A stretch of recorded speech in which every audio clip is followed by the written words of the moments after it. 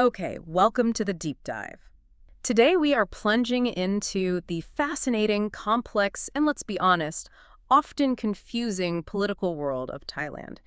Specifically, we're focusing on the recent appointment of Paetongtarn Shinawatra as the country's 31st prime minister. Yeah, it's a really big moment. Holds a lot of historical significance and immediate political weight, too. And the sources you've shared, they give us this great multi-layered view of what's actually happening. Absolutely. And to really get a handle on it, we're pulling from quite a rich stack of material you brought us. We've got social media listening data from like right when the news broke. Then there's deeper analysis of her political team, the influences around her a few months later, plus some really insightful academic takes on Thailand's, persistent political challenges. And even the perspective of a Nobel Prize-winning expert, James Robinson. Right. So our mission here in this deep dive is basically to connect all these dots. Exactly. We want to understand that immediate public reaction, kind of peel back the layers on the dynamics inside her administration.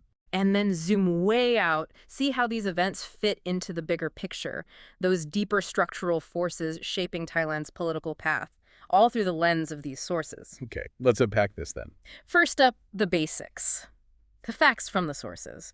Paetongtarn Shinawatra officially became prime minister on August 18th, 2024. Right, and this was after the previous PM, Shretha Thavisin, was removed from office. And this wasn't just like a standard handover. At 37, she's the youngest person ever to become Thailand's prime minister. That's quite something. And she's also the second woman to hold the office, following her aunt, Yingluck Shinawatra. And of course, the big one politically, she's the third member of the Shinawatra family to lead the country. Yeah, that family connection is, well, it's impossible to ignore in this story, isn't it? Definitely. And the immediate public reaction captured by this social listening analysis from Daytaxit right around August 15th to 18th, it really shows that complexity. It wasn't just a simple cheer or, disapproval. Not at all. The data shows a pretty clear mix. There's anticipation, sure, but also significant concern just simmering there on social media.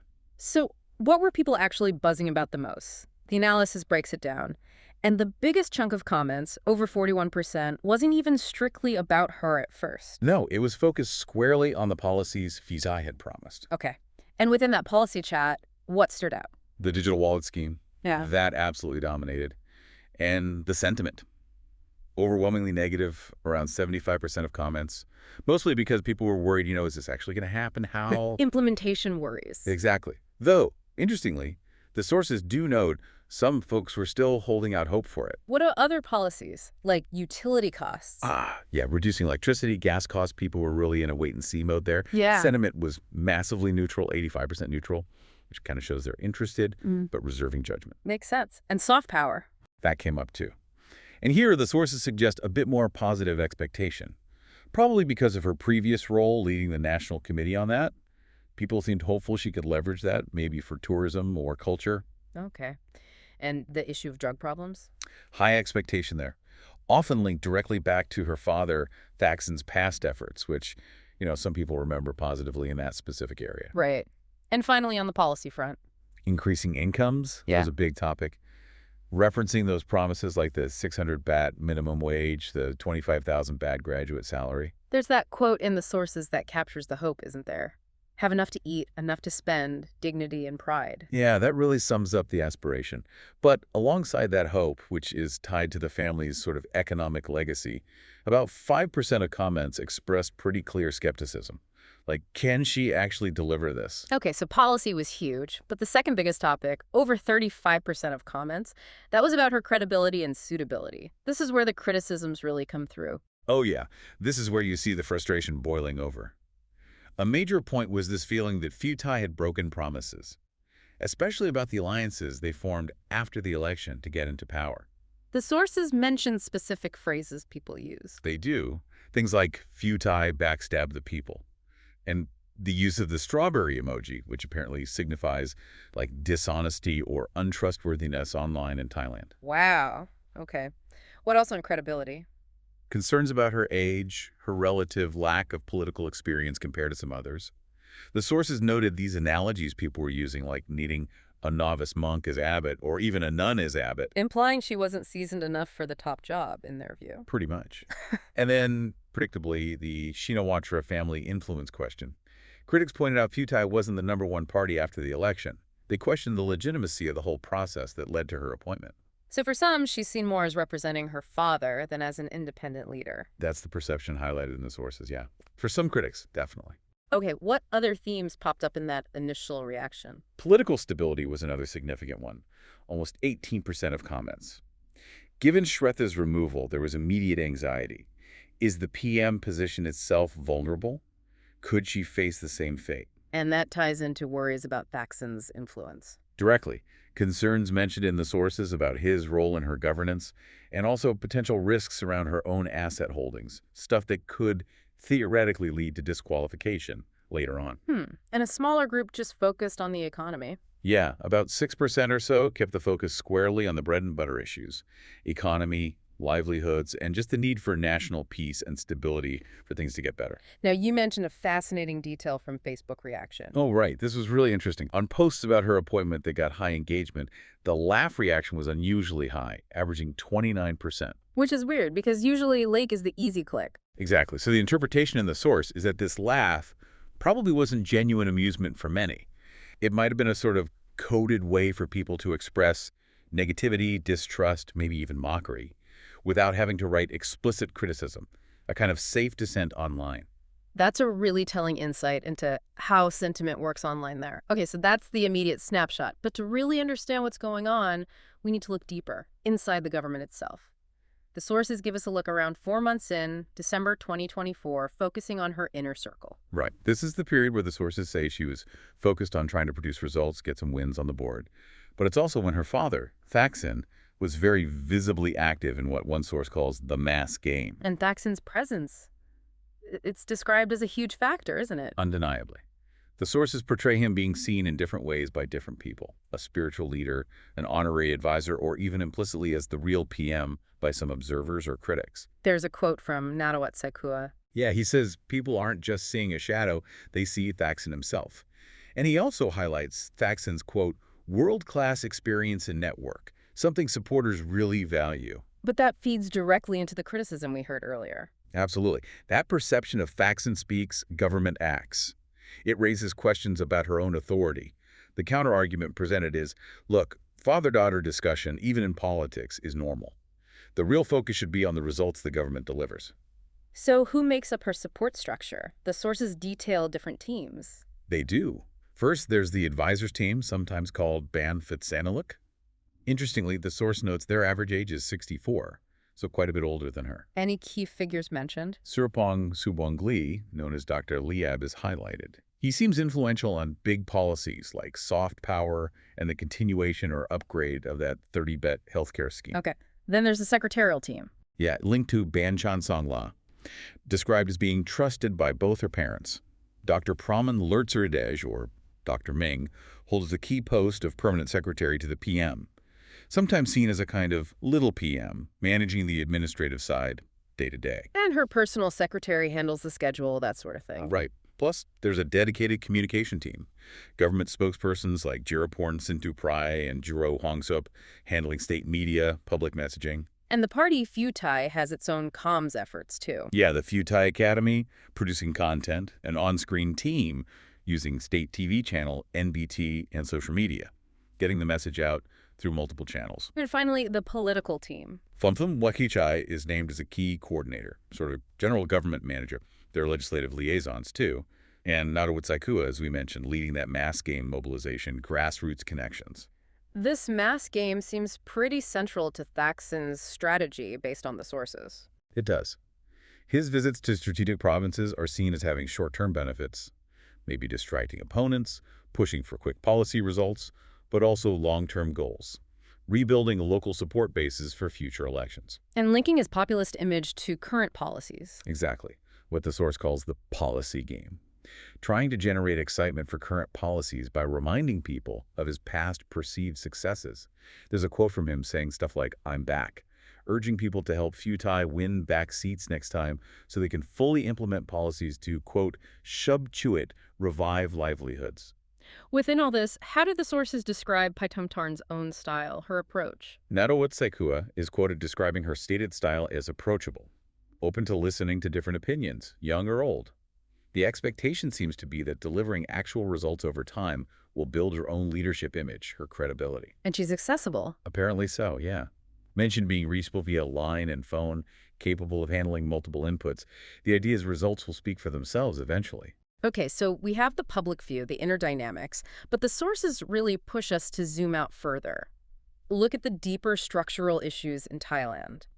These academic perspectives from Thammasat political scientists, for instance, they paint a pretty stark picture after the 2023 election. You do. They describe it as a three-way fight marked by lawfare, basically using legal tools as political weapons.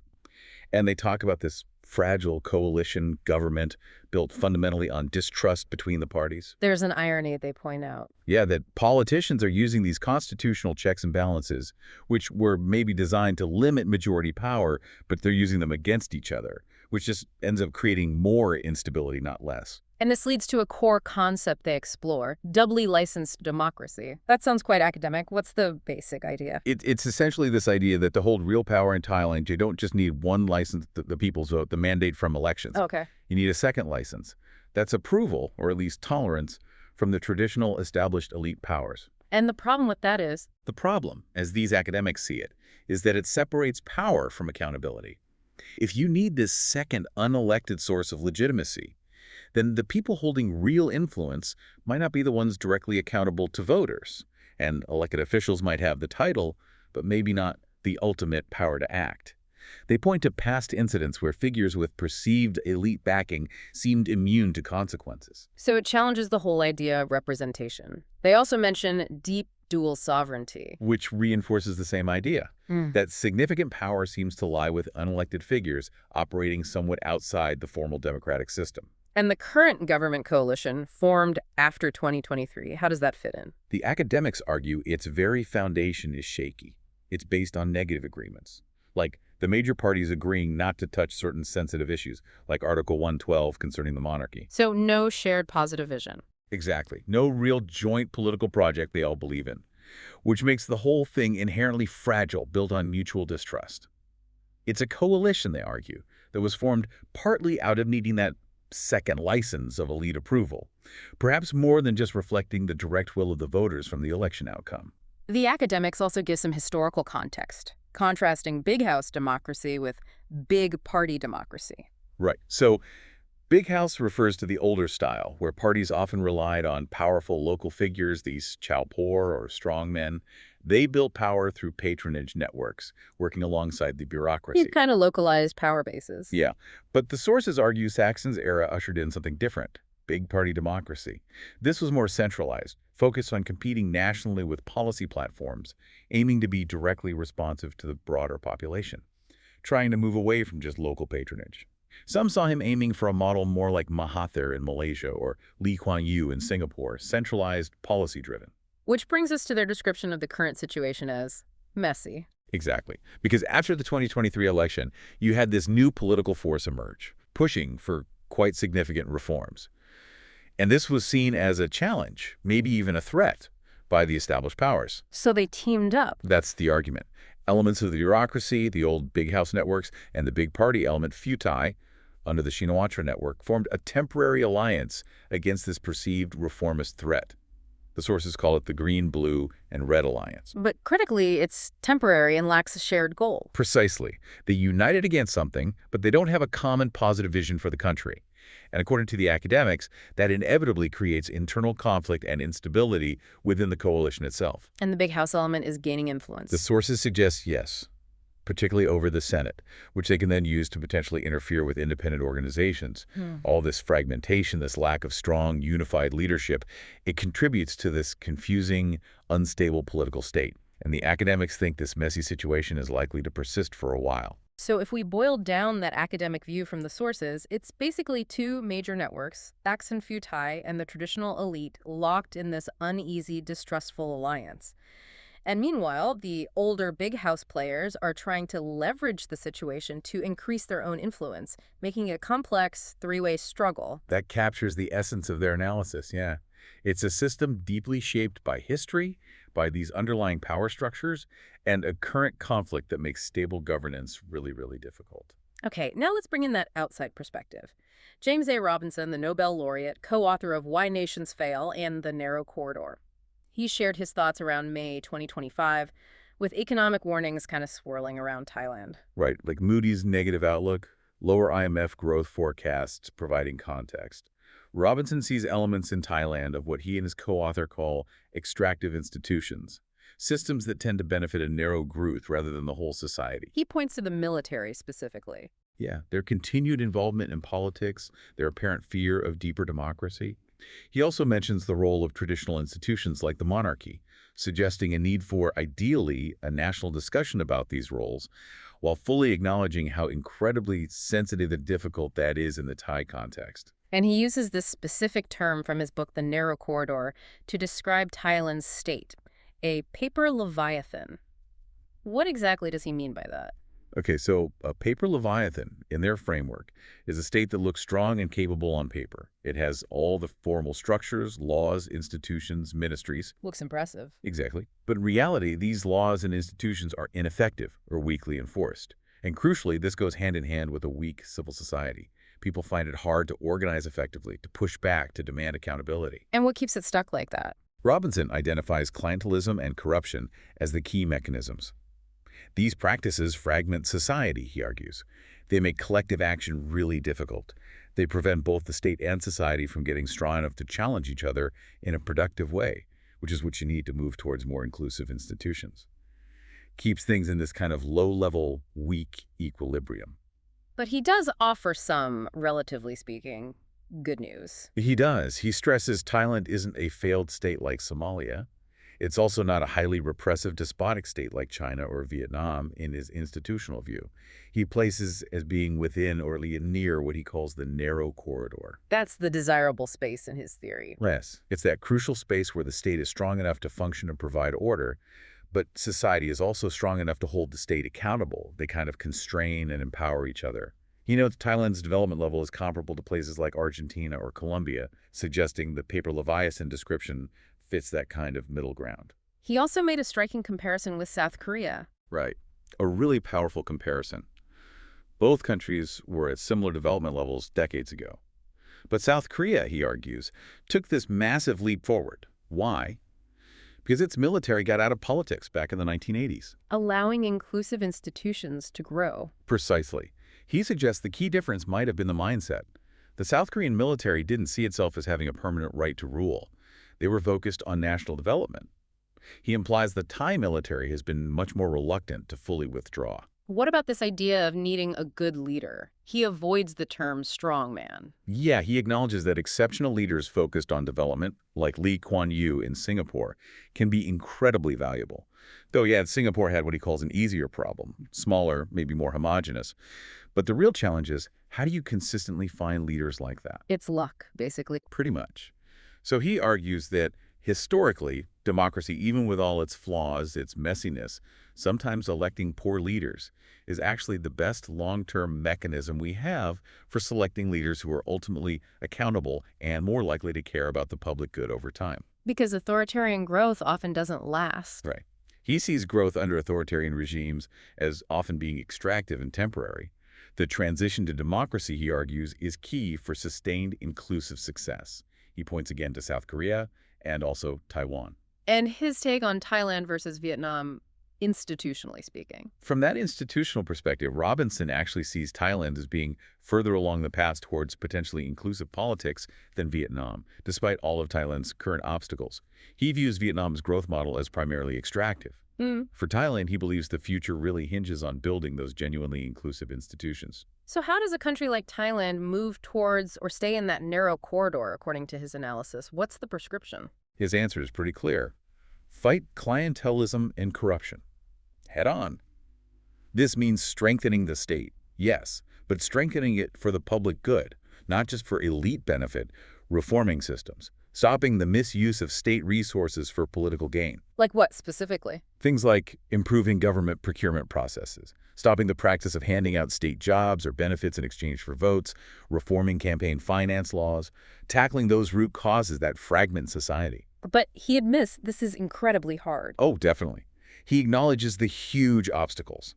deep-seated ideologies, different groups having very different ideas about how society should be run, the military, traditional institutions, business elites, etc. Transitions, he says, always involve difficult negotiations about new social roles and new relationships. He even cites England's Glorious Revolution as an example of redefining the role of the monarchy. Ultimately, his view boils down to negotiation and imagination. Yes, that's a key word he uses.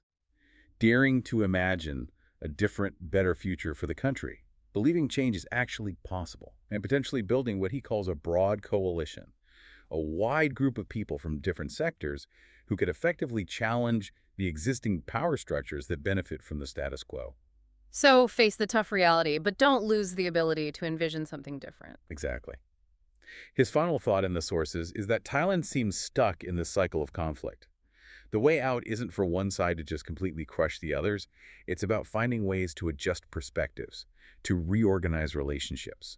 He mentions Deng Xiaoping's pragmatic crossing the river by feeling the stones approach, and even the imaginative tower sometimes found a utopian thinking, as potential tools for navigating such complex transitions. It's a really powerful lens, connecting the day-to-day politics to these much deeper, long-term institutional forces. Okay, finally, let's just briefly loop back to the government's stated policy goals from September 2024 as listed in the sources. How do they seem to line up with these deep challenges we've been discussing? Well, the government announced priorities that, on paper at least, directly echo some of the problems identified. They talk about addressing political instability, working towards a people's constitution based on democracy and human rights, Upholding the rule of law and transparency? and specifically reforming the bureaucracy and the military. Right, the military reform part mentioned reducing size, moving towards voluntary conscription, increasing efficiency, tackling corruption within the military, and decentralization. And also improving public services, making it easier to do business. So you look at that list, and on the surface, these stated goals seem designed to directly tackle some of the fundamental issues highlighted by both the academic analysis and Robinson's perspective: the instability, the rule of law deficits, the military's role, bureaucratic inefficiency, centralization, maybe even aspects of clientelism. So the stated intentions, at least, seem somewhat aligned with the diagnosis of the problems. Yes, the goals are articulated. But as all the deeper analysis from the sources really underscores, the massive challenge lies in implementing these goals.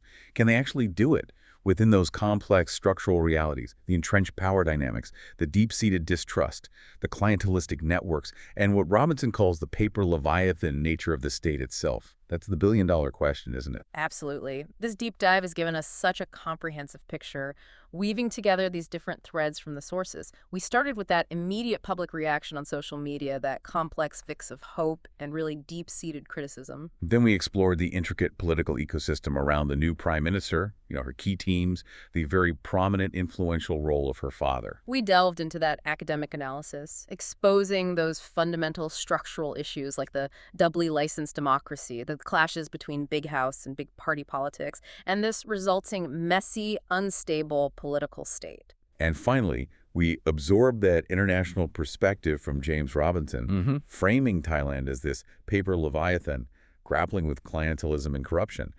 But, and this is crucial, still potentially within that narrow corridor, still having potential if it can build more inclusive institutions. It's pretty clear from everything we've looked at that Thailand faces really significant political and institutional hurdles, huge challenges. But, as Robinson's perspective highlights, it's not presented as a lost cause, not a failed state. There is potential there, and it's a big if the country can find a way to navigate these deep conflicts and make those crucial, difficult institutional changes. So that leaves us, and you listening, with some big questions to think about. Given these deep structural challenges we've discussed, the historical weight, the complex current environment, how might the government's stated policy goals realistically begin to address these massive issues? What role does that collective ability to, as Robinson puts it, imagine a different future actually play in maybe breaking these cycles of conflict and institutional weakness? And perhaps most critically, what concrete steps could genuinely help build the kind of broad coalition needed for meaningful, lasting change in Thailand?